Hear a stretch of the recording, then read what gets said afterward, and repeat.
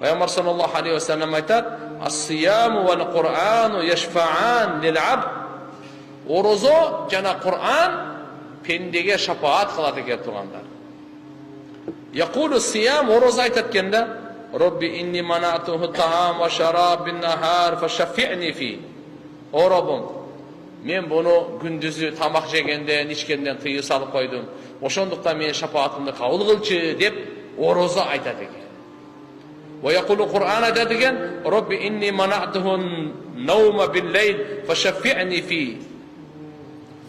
Кур'ан айтат экен: "О Роббум, мен буну түнү уйкудан калтырдым. Уктатпай ушу мени окуду", Кур'ан айтып кетти. Ошондуктан мен шапаатымды кабыл кыл дейт экен. Жыйынтыгында эмне дейт? Юшаффаан, ошо экөөнүн шапааты кабыл болот экен. Демек, оразанын дагы, Кур'андын дагы